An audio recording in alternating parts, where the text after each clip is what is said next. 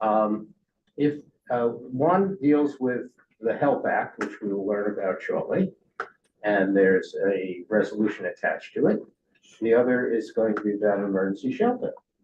So, do we have anybody from, yes, We will introduce ourselves. we're going to. I just Okay. want to know if we have anyone from the, from Brett Hoylman or Michael Lasher's office or themselves. Yes. I think you definitely have Hoylman-Sigal here, Esther Caroline from my team, and I know Assemblymember Lasher is On the way. both of us are in transit coming back from Albany. So he should be on if he's not on already. Okay, so, So let's- we might lose you because of the because we're in transit, but right now the connection seems pretty good. Allow ourselves to lose you. It's too important because we have great elected officials. So, I'm Shelley Fine, co-chair of the committee. I'm Saralee Evans, and I'm the other co-chair, and soon to join us as co-chair. Ken Coughlin, soon to be co-chair. Michael Molinari, Not co-chair. not coach, One of the few. just regular. Louisa, Craddock, member of the committee. Ben Rosenfield, proud member of the Health and Human Services Committee. Rachel McLaren, member of the committee. Okay, Audrey will not be with us because she has, she may have to leave the committee because of Tuesday night issues, okay? But we'll know more about that very soon. Yes, This is the first time I've ever attended a Okay. board meeting. I hope that's Welcome. okay. well, welcome. I've been thank you. I've been a resident of Upper West Side this year, makes 29 years. I just retired recently, so it gives more time to get more involved in my community, which is why I decided to come. And we'll hear from you later, if you know, with questions, comments, and so on. Okay, we're going to begin with our, since we have Brett Hoylman on, and Brett, would you like to begin? Yes. So I should start now. Thank you so much. Good to hear everyone if I can't see you. But again, Assemblymember Lasher and I, again, he should be on if he's not on already. We introduced the HELP Act earlier this year, and it's an acronym which stands for Harnessing the Expertise of Licensed Professionals. Thank you, ChatGPT, for helping us with that acronym. And the thinking was that we just know that there are too many individuals struggling with mental illness on our streets and on our subways here in the city. And the goal is to get these people with severe mental illness the help they need. So we propose the bill because right now medical doctors are the only people who can perform clinical psychological evaluations and temporarily hospitalize individuals who may pose a threat to themselves or others. Now, our HELP Act would change that by adding qualified clinical examiners as people who can make decisions alongside doctors.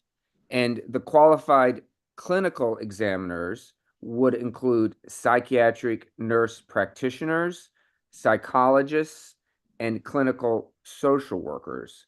These are all professions that have advanced training to deal with individuals struggling with severe mental illness. Now, the bill does not expand the powers of police or medical professionals. It just expands the pool or the universe of people who can make decisions on whether individuals should be committed at all stages of the process.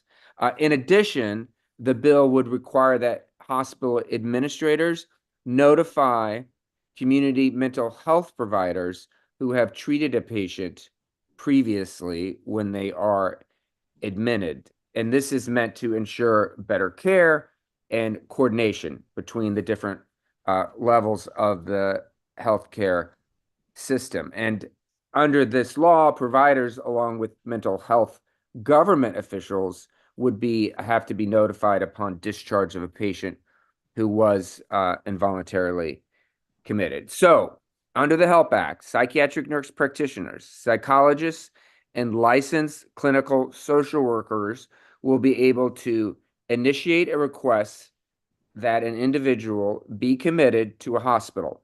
Right now, it's basically only psychiatrists who can make that determination under the category of medical professionals. Police officers have to transport or be present for the transportation of any emergency or involuntary commitment. That's unchanged under our bill.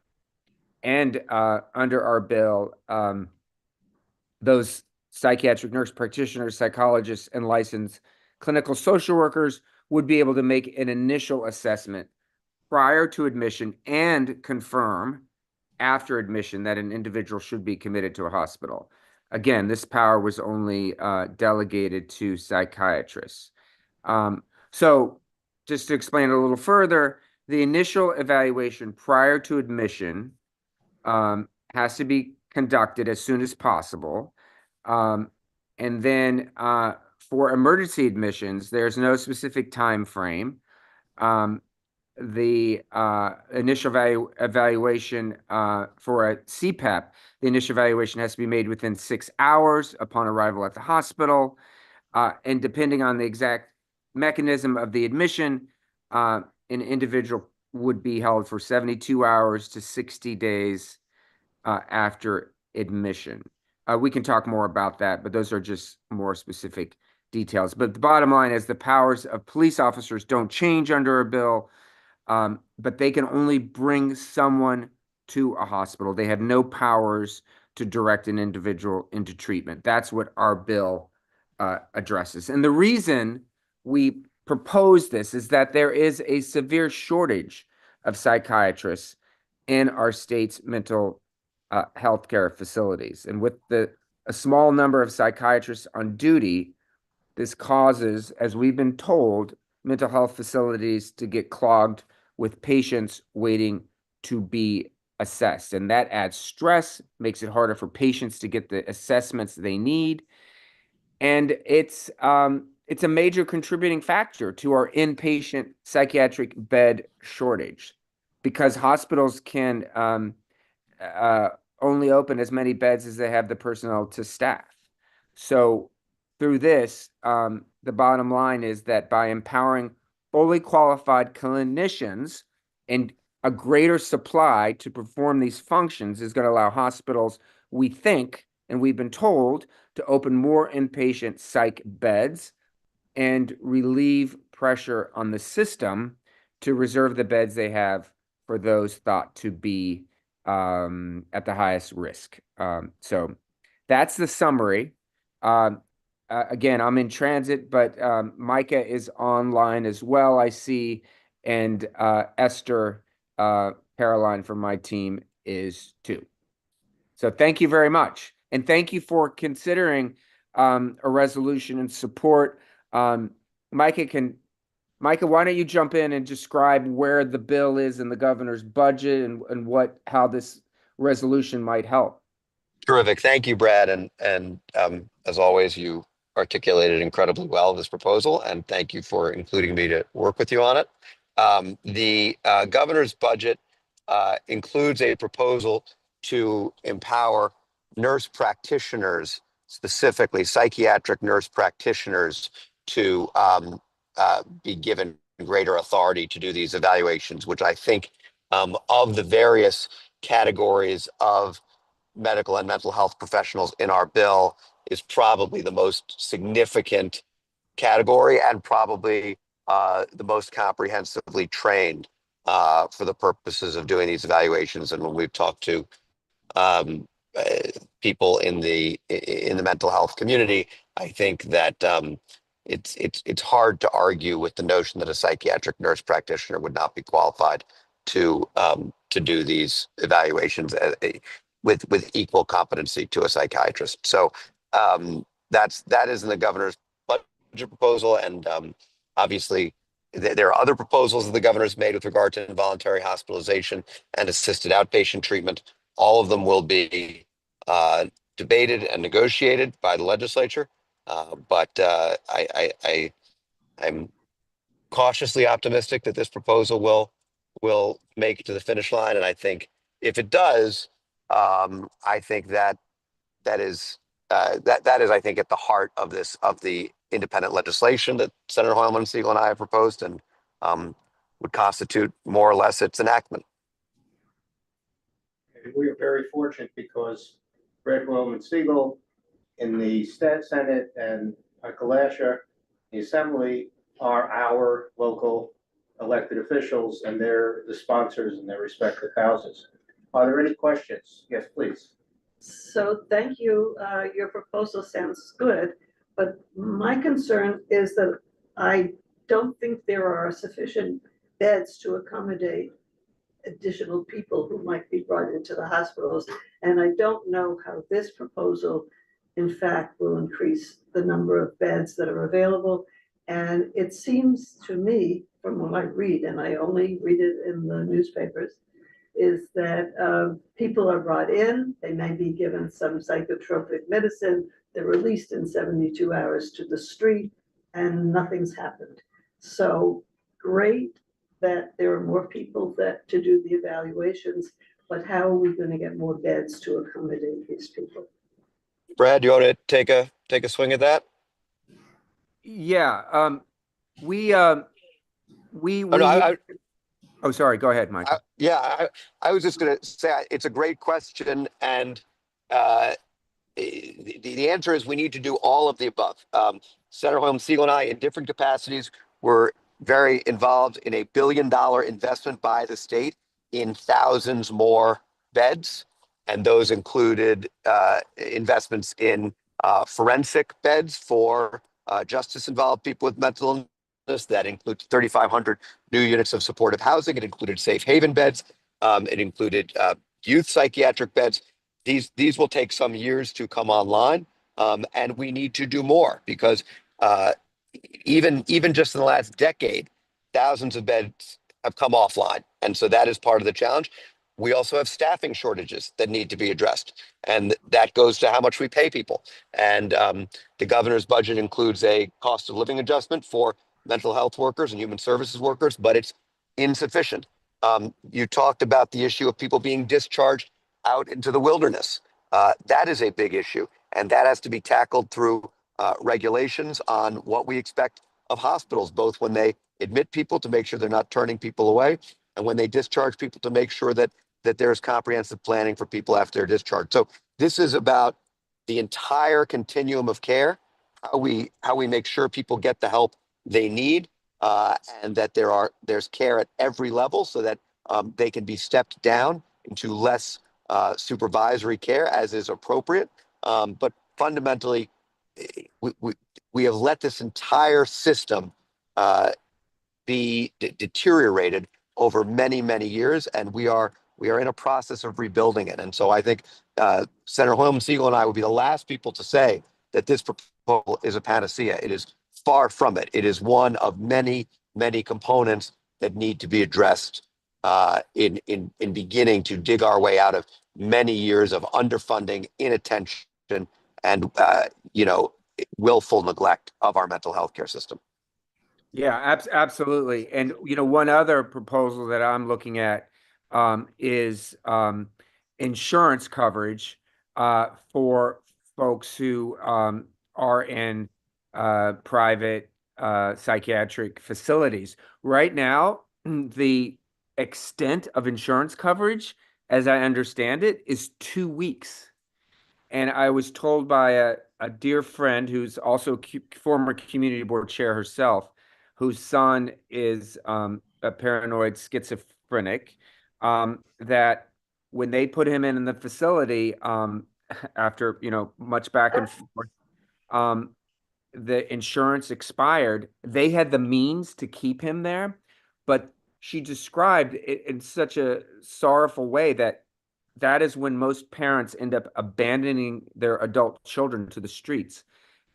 is when even a well-resourced parent can't do anything to keep their child under care because there's no money to pay for the psychiatric care. So we're looking at trying to override some of those insurance limitations on care, because 2 weeks is not enough time for someone to be sufficiently treated who is dealing with a severe mental illness, particularly schizophrenia, and that, you know, they're released, and as you suggest, the cycle starts all over again.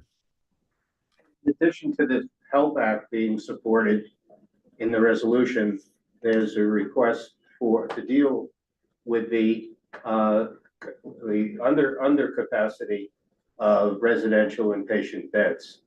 And so we're urging that especially because as was mentioned before, I think that's something it's been severely reduced over the last several years, and the need is great and greater than before. Ken? Yeah, it sounds like, Brad, what you were describing with the private insurance violates the mental health parity law. But that's not the first time it would have been violated. Well, Ken, I would just say on that subject, I think the truth is that the mental health parity laws relates to in New York State has been woefully under-enforced and under-implemented just in general. And I was involved in promulgating some regulations around network adequacy that was effectively aimed at really making the mental health parity law something more than a notion in the state of New York, and we have more work to do on that. Good, I have good. a question. Okay, I just had a couple more. On the one that's before us, you mentioned psychiatric social workers, but Brad had also mentioned psychologists and social, psychologists. So what would that be, PhDs? Like clinical psychologists, or what's the Yeah. definition of psychologist? Yes. Yes, yes. Okay. Okay. And is there opposition to this? Are the MDs opposed? I think you have different categories of people with concerns. I think specifically you have the longstanding tension between the MDs, the psychiatrists, and the psychologists. And I would say, look, I think there is a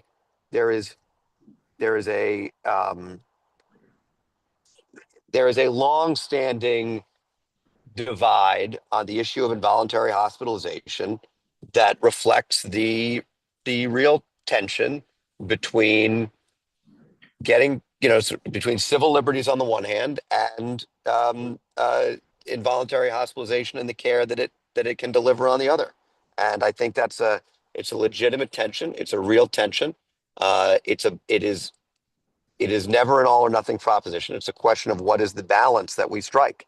And I think that this piece of legislation, I think, is a very modest move in the direction of saying we are probably not using these tools as much as we ought to be, that we haven't quite got this balance right at this moment when we've seen a massive uptick in people with serious mental illness on our streets, on our subways, and resulting public safety challenges.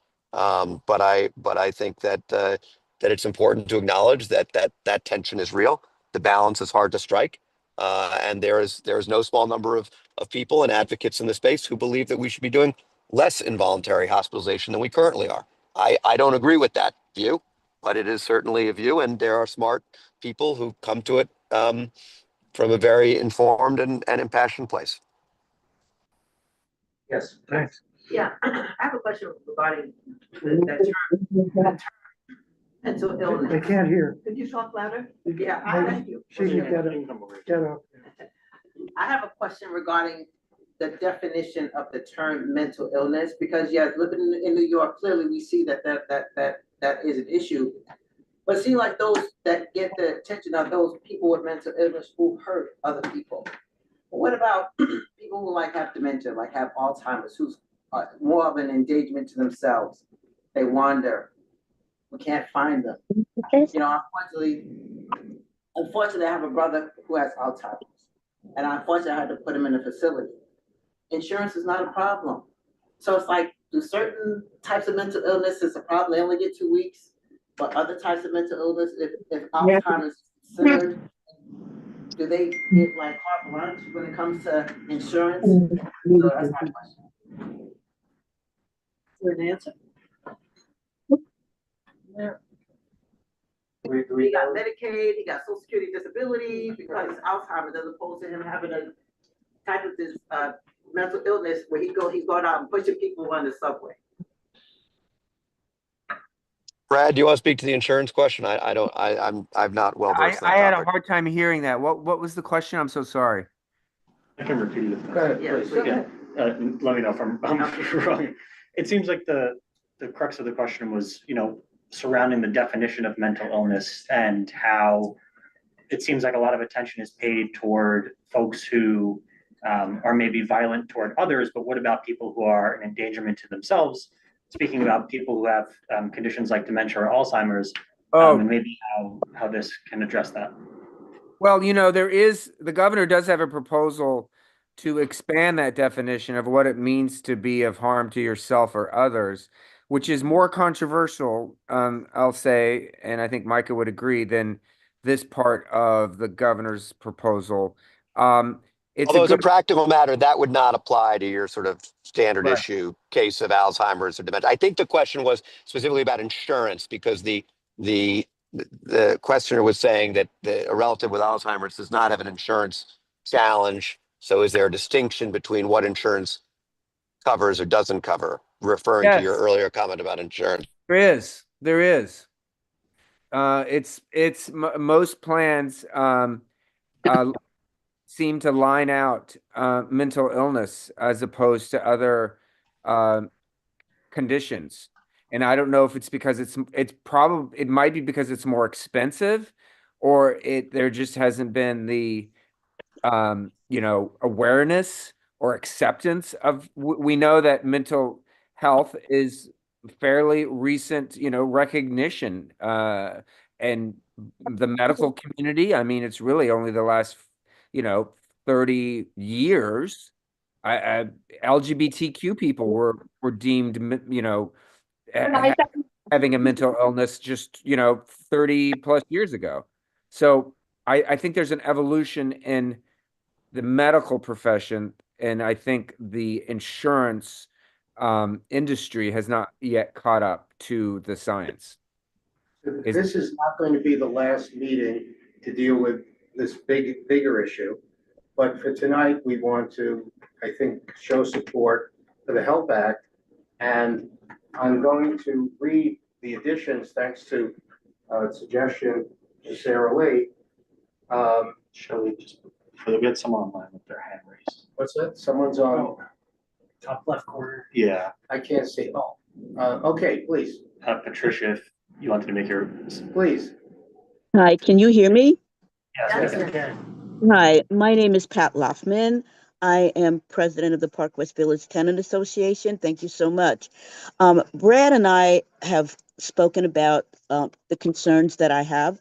My background is that I am a midwife of 43 years.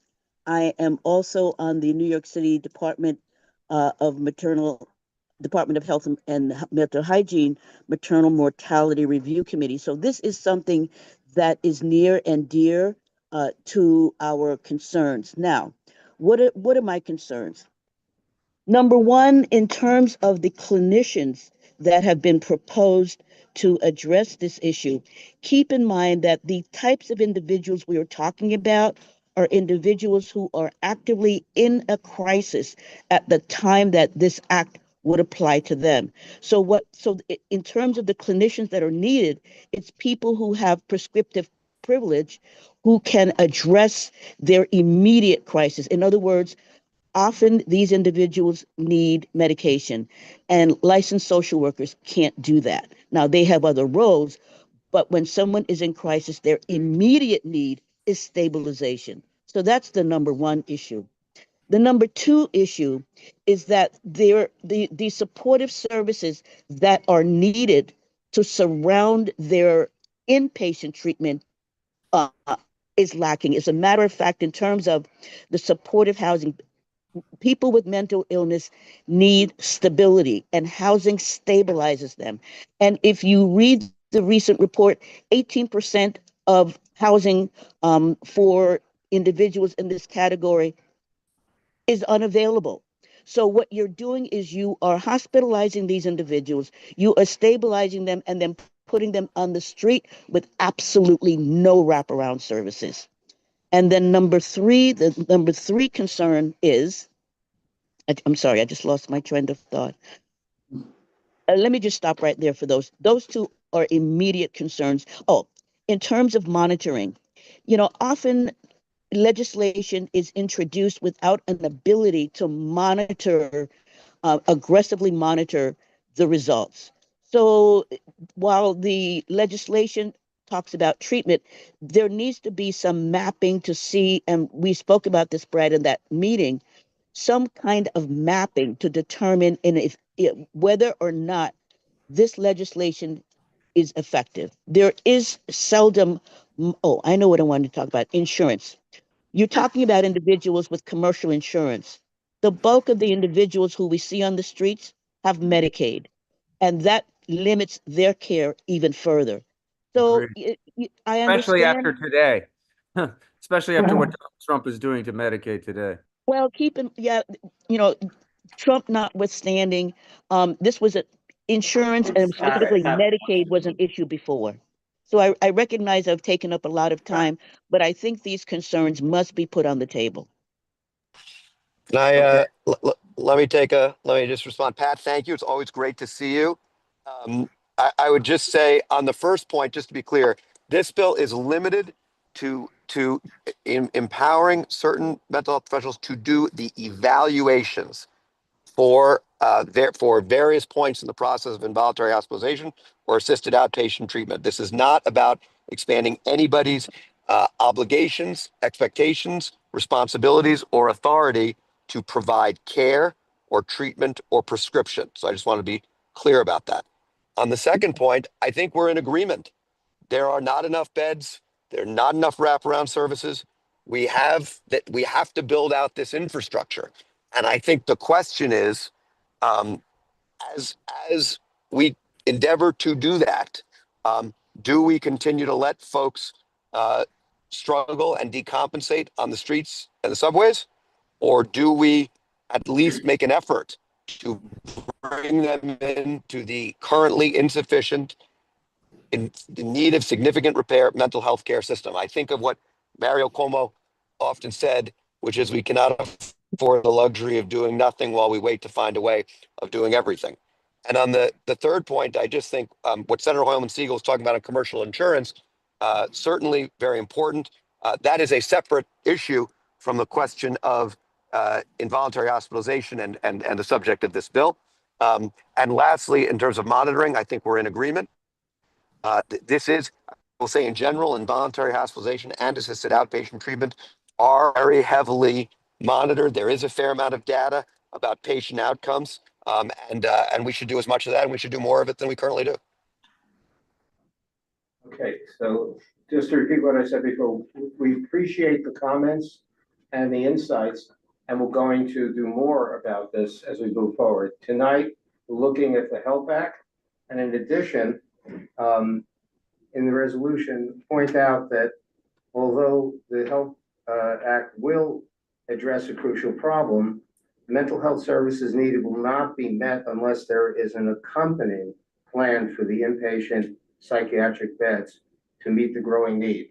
So if people are diagnosed and they're referred and the beds are not there and the services, then we're in trouble. And that's reflected in both of our resolves.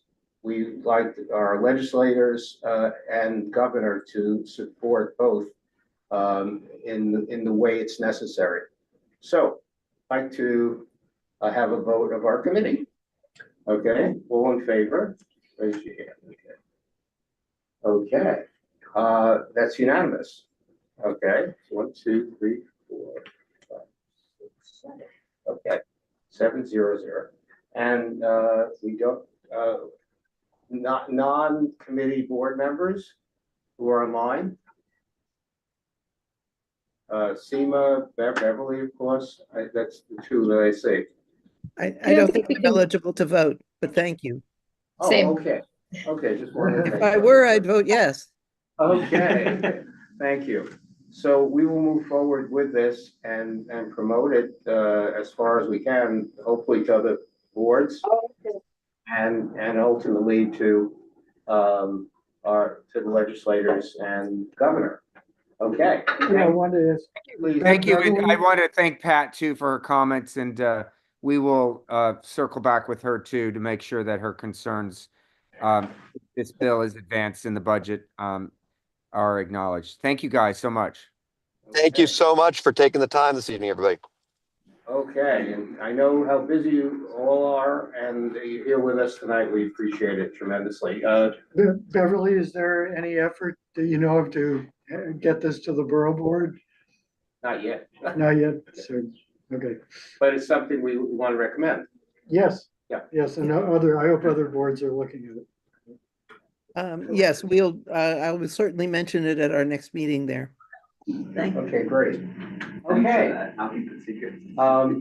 Larry, are you going to, Goddard Riverside is, going to be the provider for emergency shelter 316 West 95th Street. And we have some wonderful people from there who'd like to come forward.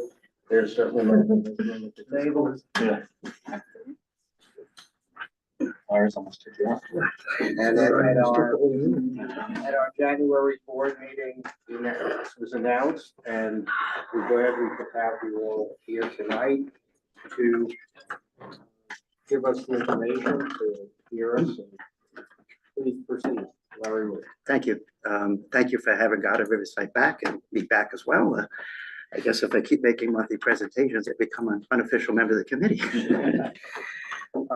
So part of this presentation may be a little bit redundant, but we've added some new elements, and I believe there may be more people in the community tuning in who didn't hear this presentation. So I'm kind of give a little more overview about Goddard Riverside and our work and mission, and then I'll be turning it over to other staff to talk more specifics about the monument and introduce other staff who'll be working there. The slides are up here.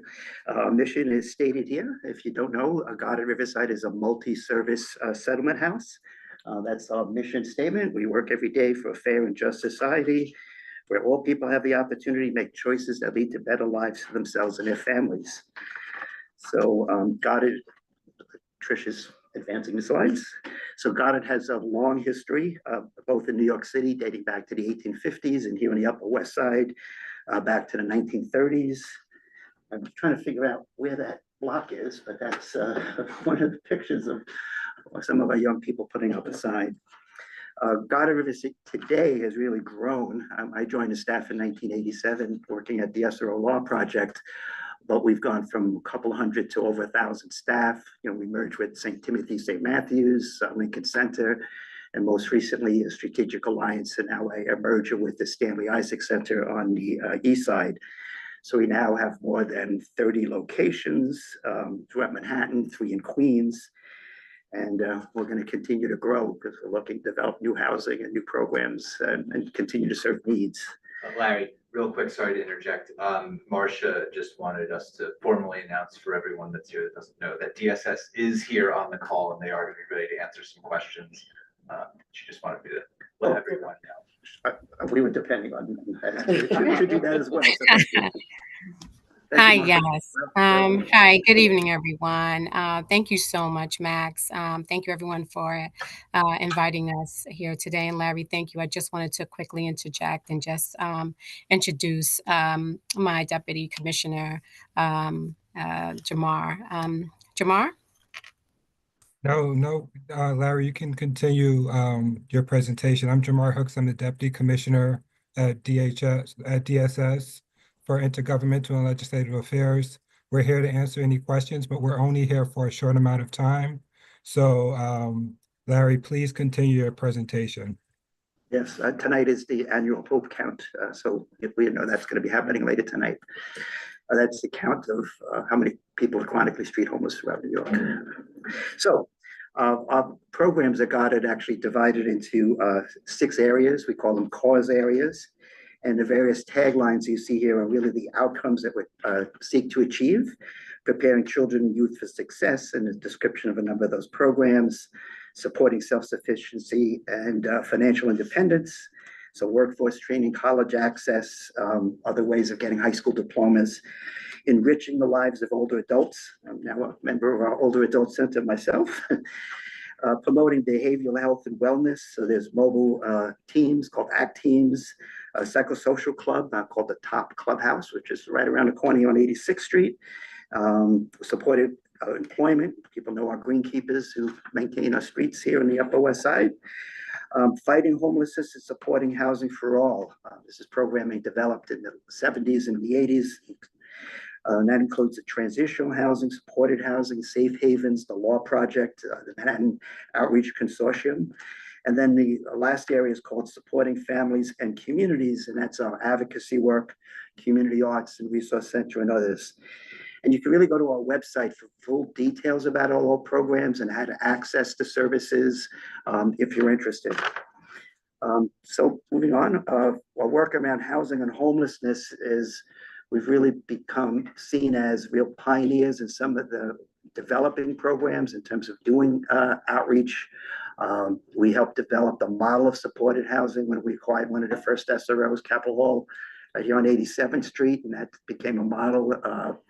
We actually hosted, advance the slide, we hosted the SRO Provider Group, which was a small coalition of the nonprofits who acquired SROs to preserve them as supported housing. And I got a foundation grant, spun off, became the Supportive Housing Network of New York. So we're really proud of the work we've done in this area. And one thing to note, when we opened up Project Reach Out in 1979, the executive director, Bernie Wall at the time, said our goal was to close the program down. We don't believe there should be a need to do outreach to chronically street homeless. We want to end homelessness and eventually close this program down. And that's a long-range vision, clearly, at the state and time, but it's really the vision we have. So moving on, in terms of experience, we currently operate 2 supported housing residents here on the Upper West Side and 2 up in Harlem. They date back to the 80s. That's Capitol Hall in the Senate here in this community. We have been operating 2 transitional housing sites in Queens, another safe haven in Queens. And then as newest is the Monument, it will be the newest transitional housing, which we'll be discussing shortly. So, what is transitional housing? I know in some people's minds, everything's a shelter, but there's really important differences between a shelter, a drop-in center, a safe haven, transitional housing, and supported housing. So it's really important to understand those differences. This transitional housing itself, it's really a stepping stone onto permanent housing. That's the goal. Every family is going to have their own room. The building doesn't close. People can come and go. The goal is really for the staff to work with the residents to address different needs they may have, make sure they get different services or entitlements that they might be entitled to, a rent subsidy, whatever the case may be, and then move them up into permanent housing. So answering along, the law project is one of our programs, and it really was seen as a homelessness prevention and a housing preservation program, particularly around SRO tenants on the Upper West Side. That program opened in 1981. And now it works with apartment tenants as well with the expansion of right to counsel. The next step, of course, is our outreach teams reaching out to folks who are in need living on the streets of New York. And sometimes it can be quick, it could be a couple of months. People will accept services and get engaged. Sometimes it takes years. In one case, it took decades. And we have a woman living at the Senate who was out on the street for, I think, close to 40 years before she really accepted services and came in and She's a wonderful woman. She's got a great story. They're helping her get work now. So that path to permanent housing, it's through that transitional housing. Again, as I mentioned, people assemble the materials necessary to move on. And that last step is a permanent supported housing for folks coming through our safe havens and, you know, referrals from Department of Homeless Services. But for some of the transitional housing, people might be moving into NYCHA. They might just be moving into private housing if they have a rent subsidy. So, but the goal is to get them into permanent housing so that there's space available for other people who are going to have the needs that we're going to try to address. So that's the broad background of Goddard. I want to turn it over to Jenny. She's going to provide more information about this specific program, the monuments, and then you'll meet some of the staff. And then we'll turn it over to DHS for some questions if there are any. Sounds good. So I'm Jenny Drossman. I'm the AVP of Street Solutions, and I am overseeing our street outreach teams, our safe haven, and our 3 transitional sites, one of which is the monument. So individuals will be referred to us through the Department of Homeless Services intake system. We have 110 units for this program. We have 21 current rent protected tenants will also remain on site and are also represented by Goddard Riverside's law project. And the folks that are long-term tenants will continue working with the landlord. Larry has connected to neighborhood organizations, and the team has begun connecting to nearby social service agencies for referral purposes. We really want a good, strong connection to the community. So tenants will be adult family members, and adult families can look in many different ways, whether it's couples, it could be a grandfather with an adult grandchild. Everyone will be 18 and older. There are 7 floors and, like I said, 110 units, and it'll be a total of 220 tenants plus the 21 long-term tenants. Each floor has a kitchen and pantry. We're thinking maybe also a reading room to make it into that, as well as the laundry room. There's 1 cafeteria and where all meal service will be, and that's the site. That area will also be used for meetings and groups. There are 3 outdoor spaces also, and we saw that in the first picture. 1 space will be used to collect our garbage. 1 will be an interior courtyard for the long-term tenants to be able to use. And then the 3rd space will be where our clients will be able to have an outdoor area that's, you know, away from the street and things like that, where we have picnic tables actually being installed tomorrow for clients to be able to have some area to enjoy outside. And then I'd like to introduce Erica, the program director for West 95th, who's going to talk a bit about the services on site.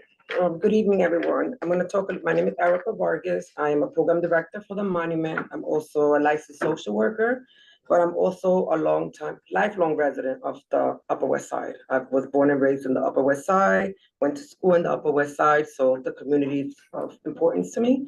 So I'm going to talk a little bit about the social services. What are we be providing to our residents? We will have 5 case managers on site. They will be on site Monday through Sunday from 8 a.m. to 5 p.m. They will be meeting with the clients on a bi-weekly basis to work with them on addressing all social determinants of health, assisting them with finding resources and connecting them to the resources. But not only will they be connecting them to the resources, my case managers will be actually following their progress, monitoring their progress, ensuring that they are keeping up with appointments, and I will be supervising them during this process. There will also be monthly house meetings that they are to attend that will be facilitated by myself and the social service team. We will also have monthly workshops for the residents where we will have workshops addressing whether it can be independent living skills, whether following up in the community, so they can be self-sufficient. Once they transition from our transitional housing, they could be able to continue with it once they leave us. That is the goal of our social services team. Great. And thank you. And now I would like to introduce Craig Battle. He is from Building Security Services and will be the vendor we'll be using at the transitional site to keep everyone safe. And so I wanted you guys to meet him and ask any questions. Good evening. Good evening. My name is Craig Battle. I'm the Regional Branch Manager for Building Security Services. I've been dealing with law enforcement for a little over 30 years. I might not look like it, but a little over 30 years. I've been with BSS for 14 years. And I have my team back there. That's my field team. We have experience in transitional housing facilities throughout Brooklyn, Queens, and Manhattan. Now, we was brought in by Goddard Riverside to oversee a facility. For us, to be honest, we just want to make sure that the community and the neighborhood stays safe, clean, and quiet. And I'm pretty sure it's like that already because I've been throughout Manhattan with some of the other sites we have, and it's quiet on this side, and I see it. And we want to make sure it stays that way. So we're overseeing them, and we just hope everything runs good. All right, which I believe it will. Okay. Any questions? Oh, if you want to just go back, Trish. And so what it says here too is that we will have the 24-hour security with BSS going not just throughout the building, but looking on the outside as well. We have security cameras actually being installed currently. I would say 82 cameras are going in to ensure that we have the full building and the outside areas also really covered. And like I said, the community patrols around the location from our teams is something that's going to be an important aspect. Could I add one more thing? We're also going to have residential aid services on site 24 hours a day, 7 days a week. Those are like the front desk services. So when case management is off site, there is, besides security, there is 24-hour staff as well on site to support with any crisis or anything that occurs, so they can reach out to the appropriate person who they have to reach out to. So besides security, there will be other residential aides on site to support the families as well. So I think it's DHS next. Yep, and I mean, I'm the contact overseeing the program. Eric is the program director. Jennifer Rankel is our assistant program director, and Henry Martinez is our building super, which we're really happy to have. And he couldn't be here because he spent the entire day bringing in furniture to the facility. So we're giving him the night off. We're going to be working on figuring out a contact number. So TBD on that, but we'll let you know. We do currently have a place that if people have questions and they can email to, if you click that link, that's where you can ask any questions, and it's currently going to me, so I will answer them. Great. How about one now? You got it. Will there be a community advisory board? So we're actually, is DHS on the call?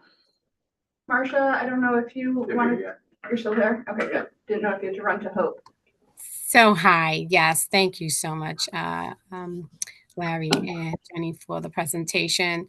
So in terms of advisory cap, there would not be a cap for this site because of the nature of, it's an emergency shelter, so we would not have a advisory cap for it.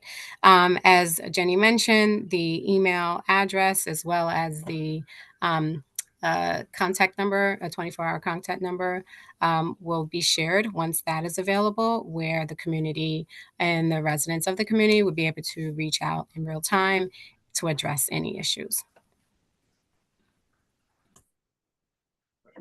So what is the connection between the fact that it's an emergency site and the fact that the community won't be involved?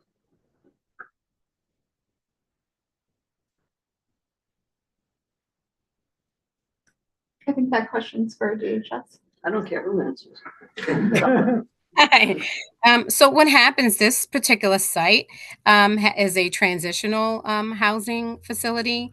So a lot of the individuals or the clients that be coming in, will be being assessed and be able to refer services as they come in to set up, the other phase for the individuals to find permanent housing.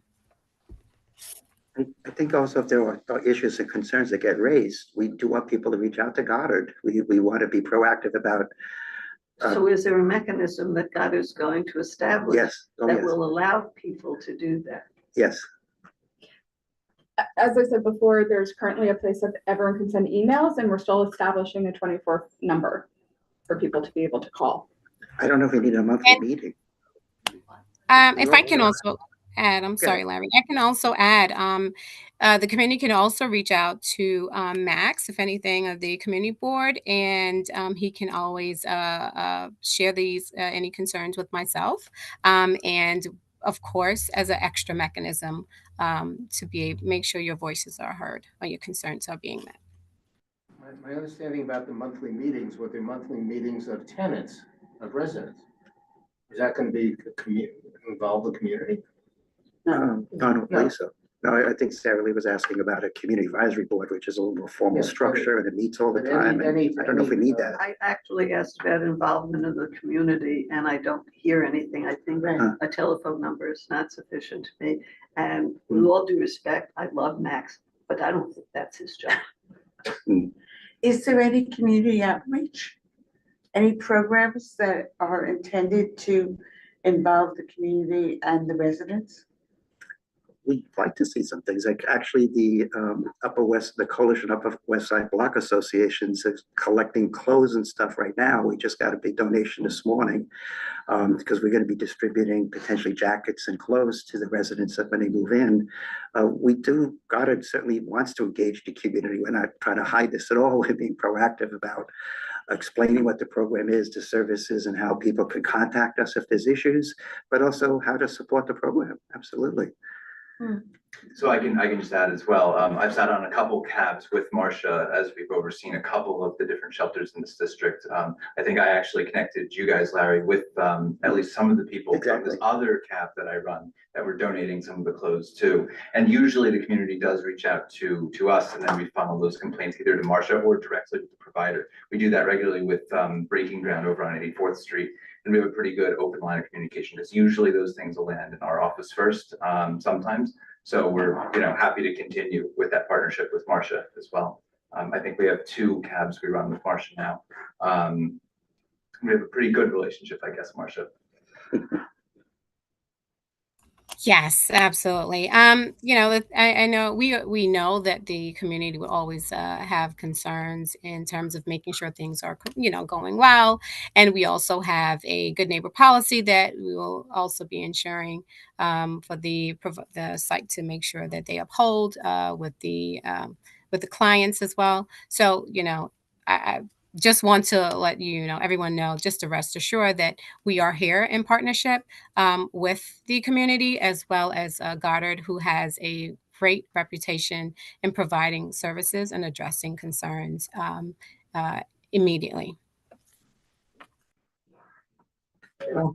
Well, if it turned out that the community input mechanisms that you've developed, it turned out not to be adequate, would you be open to creating a cab sometime or taking another look at that in the future if it looked like it might be helpful? I'm going to be in my room, but I mean, yes, we'd be open to it, but I think it would just have to be as long as DHS allowed us to form one. And could you explain how the difference between this kind of emergency housing and a safe haven, or is it the same? It's closely similar, but the basically DHS has different forms in terms of, so safe haven and outreach fall under street solutions, and then the other sites fall under a different side of DHS. So it's kind of who's overseeing them, but they are very closely aligned to the safe haven model, which is what we really strongly believe in. And so they're very similar, I would say. Okay. Yep, that's pretty good. Yeah, just wanted to add also for this particular site as well, with the safe havens. You would have to, as Jenny said, it's more so like outreach.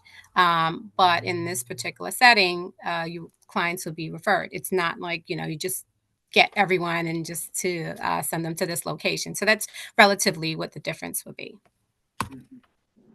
And one thing I heard that seemed like it might be a source of conflict was there's going to be one outdoor area that's just going to be for the long-term residents, and the people in the emergency facility would not be allowed to go there.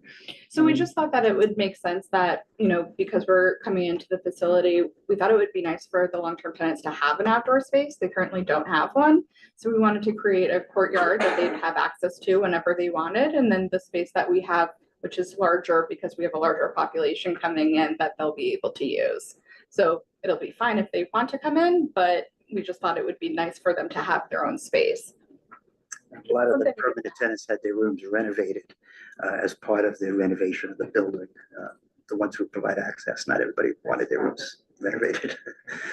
And will I assume there are going to be rules about smoking and congregating in front? Yes, absolutely.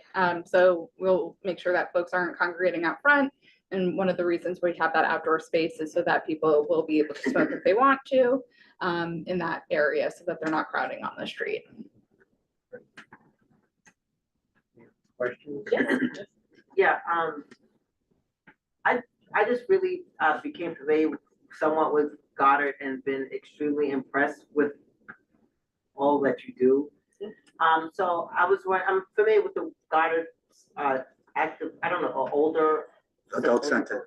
Yeah, I'm jealous because I'm not old enough to participate. But don't rush. But it's still nice to know that when I get that age, I have someplace like this to go. But in the meantime, you offer like any kind of like volunteer services? Oh, yeah. For people who want to, and if so, how would I get involved with that? You talk to the person right next to you, who can be able to connect you to volunteer services. But you're not the only one. Every time I have to go up to the second floor to the main office, I want to beeline it to the bingo room and play with everyone. The exercise classes, all of that. Today was dancing. Wow. Yeah, we have 4 older adult centers now. The one at 88 I'm not is. that for a reason. That's it right. Thank you. Anybody else? We know the special event tonight. Okay, someone explain for those who may not know.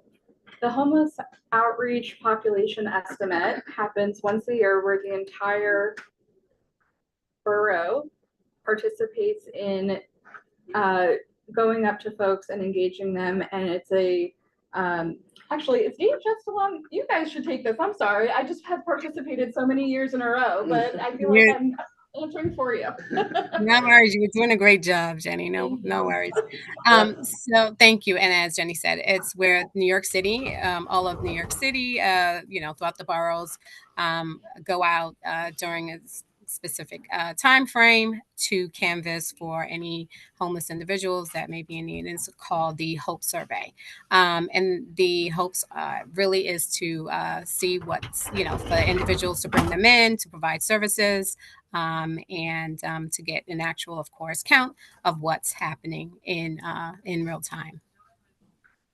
It's been going on for many, many years now. Mm-hmm. Yes. Yes. If you haven't, participated, I've participated many times in H.E.L.P. It is definitely, it's rewarding in a sense because you're out there just engaging with many of our vulnerable New Yorkers and just really trying to connect and just encourage them to seek the services that we have. And today is also a code blue, so everyone that's being engaged will also be assessed for cold weather related, and we have drivers available to bring folks to shelter or drop in if they want. And like she said, it is very rewarding unless you get stuck in one sector, which I did a couple of times, where I have to take the Staten Island ferry terminal over and hope I get the last ferry back. That ferry runs all night. Oh, I'm sorry. It was before missing the next ferry, and we had to wait for a half hour for the next one. Yes, I'm sorry. Former Staten Islander, so the aquarium is very pretty though. Yes, you always hope to get a really great site, to canvas. But yes. Especially given that pressure, we appreciate your coming this evening. particularly, we're looking forward to the opening in 2 weeks, is it?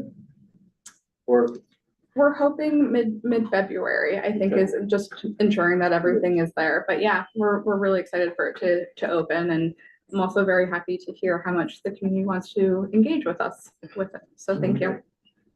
very good. Thank you. Thank you so much. Thank you.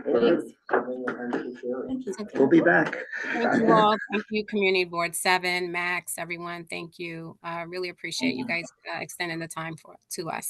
Have a great evening. Good luck tonight. Okay. Thank you. So, now we're gonna just spend a few minutes talking about the future. Yes. So this is Shelley's last night as co-chair. It's actually the guiding force. The guiding force in this committee. And but we're gonna be working regularly. I'll be with you. Yeah, you're not leaving. We're not, No. but we're gonna really be working. Yeah. And So you feel better already? Ken will be here with us more and working as co-chair. No, Not off the board, just not off the committee, but I think I will serve as chair. Oh,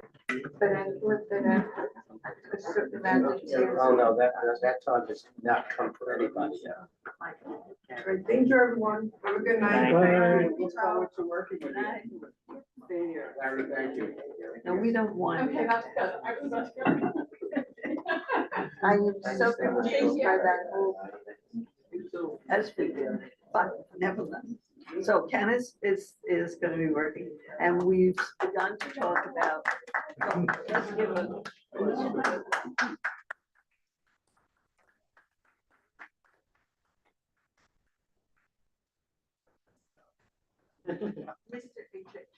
And so Ken's had some good ideas, and I'm gonna obviously he's gonna talk about it, but I also want to say that I'd like to have more of us get involved in the ongoing meeting process and have more people suggest things that they would like to see happen at the meetings or discuss. By the way, you may not realize there's someone else at the table who's our intern, basically. Yeah. Okay, Yeah, I'll be here through the spring. okay. Great. Are you an intern for this committee only or? No. for all of The it? community board, yeah. Thank you. So we were talking about the immigration problem in general, and somewhat more specifically, we thought, and Ken thought, that it would be probably helpful to have a group that specializes in immigration issues like Make the Road, or another organization like that, come here and talk to us about what we can do as West Side residents and people who care about other people in the context of what's happening in Washington. Is that right? Yeah, and also just what the people's rights are. Depending on what the facility is, whether people can be allowed entrance or not, and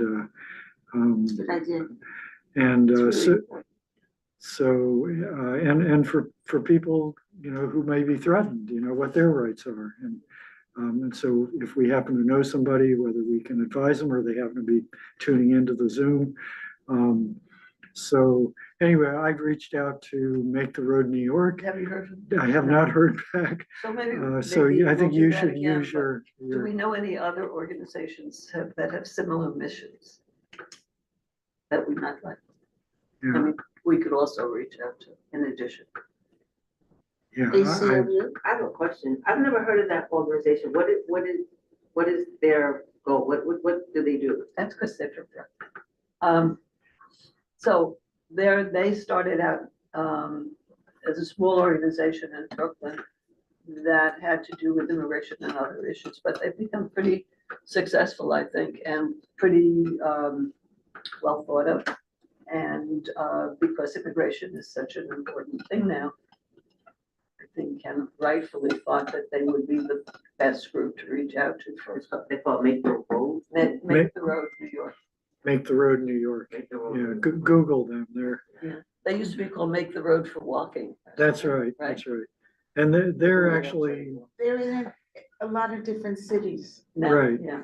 And maybe part of the reason they haven't gotten back is I think they're right in the thick of the lawsuits against this. So, and I heard one of them on the radio interviewed.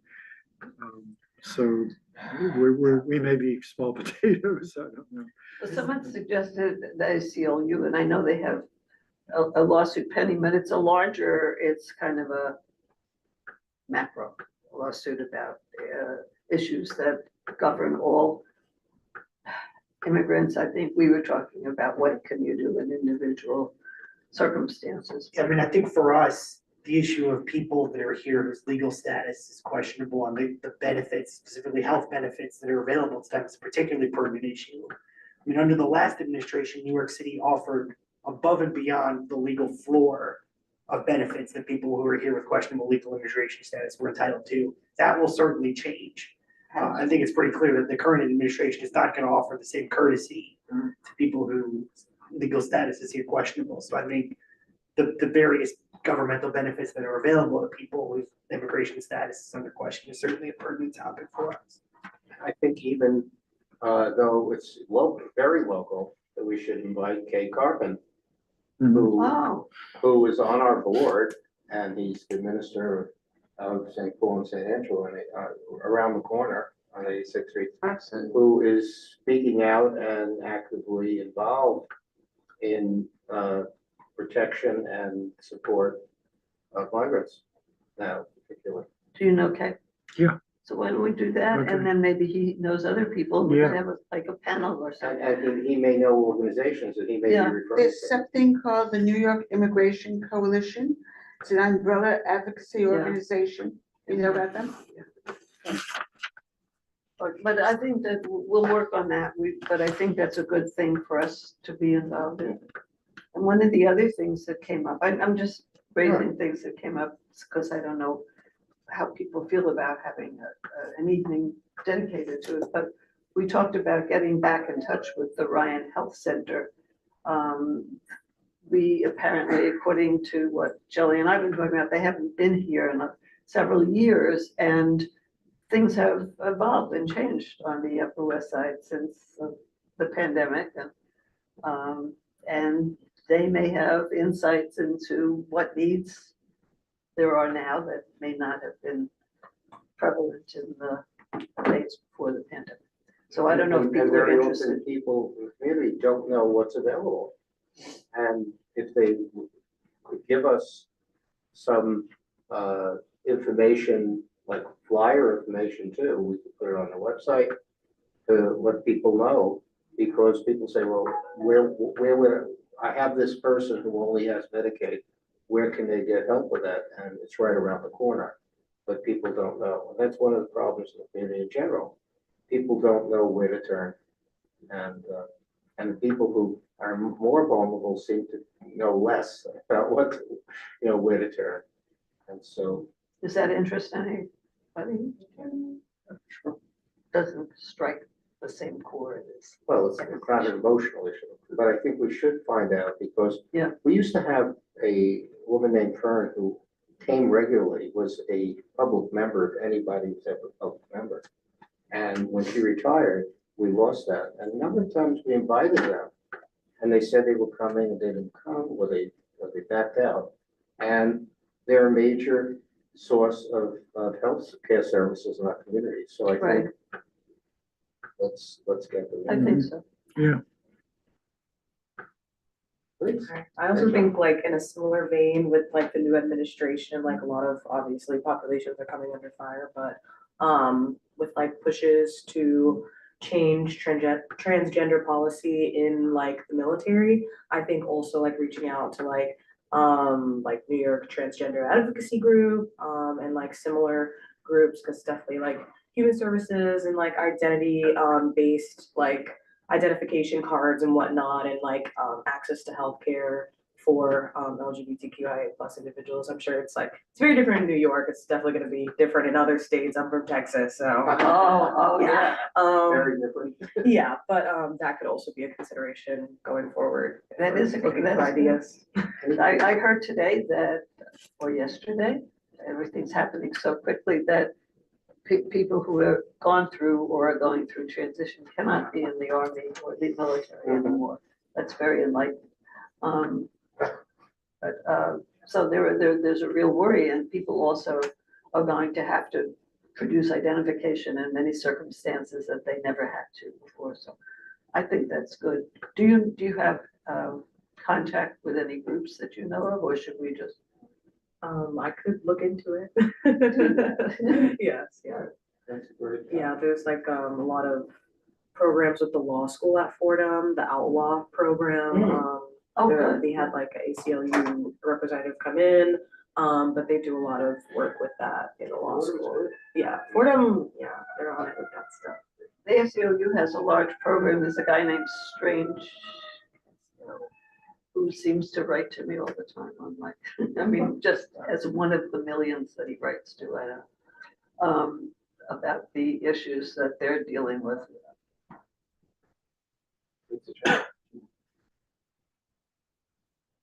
So that's good. We got to start. Okay. Yeah, and then there was the Bellevue thing. Did we want to? Oh, mention someone that? got in touch? Yeah, somebody reached out to us for a resolution in support of Bellevue expansion, I guess, because with the closing of Beth Israel, Right. Do all we the want to mental invite health. them here before we just say we support it? Yeah, it's gonna be This person, I think, is a community board member. a former, Former, I think it was, board yeah, from down there who put together that resolution and would like support. right. So they should come here. And wants every community board to endorse it also, is that right? Yeah. What's the crux of the resolution? Pardon? What's the crux of the resolution? They want to expand. To expand the services because Beth Israel won't be there. It's closing any. Yeah, no, makes sense. You're right. Yeah. And don't think it's just for people down there, because I have two people on West Side who I go to, that's a chaplain who visits there on a regular basis.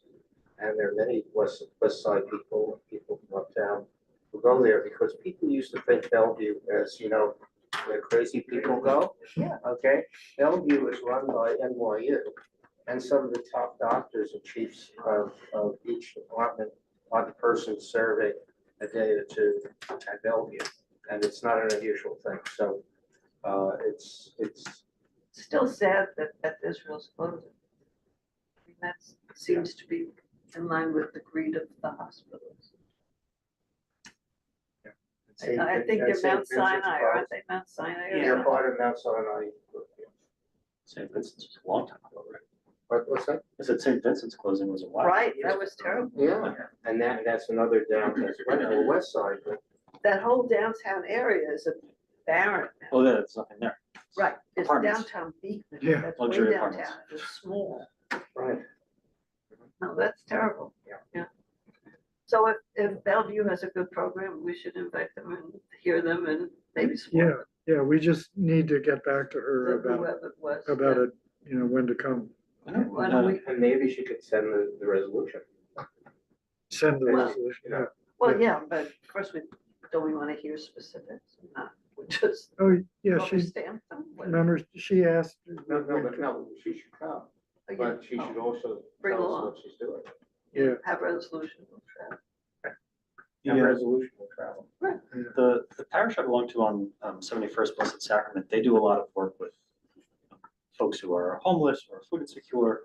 Would this be sort of an appropriate forum for them to maybe come and share some of the things that they're observing in the community or thoughts that they have? I'm sorry, I missed the first part of what you said. Oh, because of who was? Oh, it just the parish that I belong to on Oh, yeah. 71st Street Blessed Sacrament, they often, Sure. I don't know. Absolutely. People should, again, that's a situation where certain people know about it, other people may need the services or not know. I can look to maybe checking in with them and seeing if there's something I want to bring up. Yeah. I would think that right now, considering the circumstances, there's a lot of lists that are being put out of organizations that are able to help people, and that we can look at those. Sure. Absolutely. Yeah. You know, several years ago, many years ago, they had clergy of many different faiths provide overnight services for homeless people. Beyond in Shelter, Manhattan. the Beyond Shelter Coalition. And it was, I thought it was working fabulously, and some mayor along the line decided it was unsafe, but I don't know that there was ever a problem with it. It wasn't a problem, but it was very odd because I slept over a load of Sheldon a fair amount on a cot. They brought the guys in by bus at like 8 o'clock, and then by 8 o'clock in the morning, they had to line up and be out, and it was, I thought it wasn't handled well. And it was very regimented and not very kind. Now, this may have just been a road of Sheldon, but that is how it was operated. But even if it was, But it as you gave say, beds. right, but they could make it better rather than eliminate it, right? I would hope so, but when I spoke to the guy who was organizing it, who lived in my building, which is how I got involved, you know, he just said that they had been, this is how the city wanted them to do it. Right. So, It's too bad because I have heard that those good things about some of the places, and it was a lot of more people that could be indoors, so, you know. Oh, absolutely. Weather like now. And people like that rather than being in a more institutional situation. You know, it's a place to sleep, one place. to We have a sleep, lot of and with things then. With a dinner and a No. breakfast. That's what I know. with- very basic, very, very basic, like, how it was. Oh, that I didn't know, I just. And it was cots lined up like, Well, it doesn't have to be miserable. I know, this is what it was. You like power bars? Whatever that for is. Let's hear it for power bars. You know, it sounds like we got a Okay. robust agenda of topics. to Well, work we on. can advocate I for mean, this and Blessed Sacrament. Oh, sure. being done better. Right, absolutely. But I think it was a couple of mayors ago, and maybe more, maybe before that, that said, look, you know. I'll speak to Jay again, he still lives in my building. Good, great. Great. Yeah, they do a lot of work. Was a big market. I was kind of a little appalled. About, Well, just. as the way it was run, yeah. Well, okay, that's possible. We live and learn. Okay, so we have a few things. Yeah. And next month, we'll just try for some really interesting, good immigration Right, we'll try, focus. yeah. I mean, this month is gonna be terrible about a lot of things. Immigration's gonna be right up there. If there are any immigrants left in And the next country by month next also. month. What? Probably next month also. You think there'll be anyone left? You know, that's what Ken just He's said. not gonna stop. Your military give it, but then there's other things going on. And then, you know, Catholic Charities and some other groups, they're also involved with immigrants, and helping them. So there are a lot of different. Well, let's see what We'll Kay, talk. we'll talk, Yeah. talk to Kay. Also, I think we have at least one public member application. Oh, yeah, yeah. So, you know, that's something to look Should forward we to. talk about it? I don't know, haven't looked at it, have you? I looked at it, Oh. yeah. But, you know, I just Is there wanted a to mention deadline? Yeah, that, yeah. Is there a that we- deadline, Ken? I think it's This pretty month. soon, right? Yes, that's right, we are at the end of January already. Your internal deadline to make a decision is gonna be like mid-February, which is the 14th. How is the Okay. decision made, just to? help? So, it's all in the document on the drive, but I'll summarize that. I know I'm a bit of a stickler for that, but in short, it's basically up to the co-chairs. Right. And it's up to you whether or not to consult your committee, and, that's the policy that was made. I'm just sharing it. By our, By the the executive citywide? committee, that's what, Michael, you're here, that's, the executive committee made it, advanced it to the steering committee agenda, and then, or maybe it even went to full board, whatever it was. Wonderful work. Yeah, So- and then we voted on it as a full board, so you guys have to internally decide by about February 14th, then within a couple days, communicate that to Beverly. And then she technically maintains veto power, but she's not gonna, I think that's just a fail safe to create, she's not gonna abuse it. So we won't have, Right. we won't have time to, obviously, to Well, meet we as can a email it. Oh, committee. yes, that's right. I should say, like, this is something that's allowed to be discussed offline, like you Okay. guys can communicate via email, or if Okay. Yeah. we this should- doesn't have to be in the executive session of like your Thank committee. God. What? Thank God. So, no, I would think that I would like to at least communicate, maybe if everybody could look at the, The resume. is there an app? Is there a There's, resume? she had a resume. Yeah, I don't think it looked very long, but, I'm looking. Anyway, so it's there, and technically we're still accepting more, so more could come in. Although I think we've mostly seen most of them that are coming in. What's the deadline for us? For you guys to decide. No, February. no, the deadline for applications. That we didn't formally decide, but it's, I think it was just generally. It's like a I roll. thought the goal was to have really applications and stuff in by like end of this month, maybe early next, and then Yeah, appointments were gonna be by the end of February. that sounds right, because I know that Alex said she stopped running it in the newsletter moving forward. We had it up on Link NYC, we're not doing that So anymore. by steering, it should be a decision. Yes, yeah. Yeah. Okay. And you have two, I'm looking now, you have oh, we two. have two. Yeah, I'm You have looking two, at it. yeah. Oh, I only knew about one, but. Yeah. I'll have to look at it. Probably was just added So recently. we can have up to two, right? It's only. We can agree. It is Only just one? one, yeah. There's only one application. And No, you, there's two now. There are two now. two applications, but you don't have to have two. You can actually have zero. I know that one committee said, hey, we're not gonna do a Yeah, public this is not member, so it's up to you guys. Yeah. But we could have two No, Public it's only members. one public. Just member. one. per committee. No. But you don't have to fill the spot. Right. It's up, like if you got someone and it's not really a good Right. fit, you can, Okay, and the co-chairs can decide to interview the person if you want. If the resume piques your interest and you want to find out more, you can, their contact info's on their resume, give them a call, give them an email, and set something up. All right. Okay. okay. Motion to adjourn.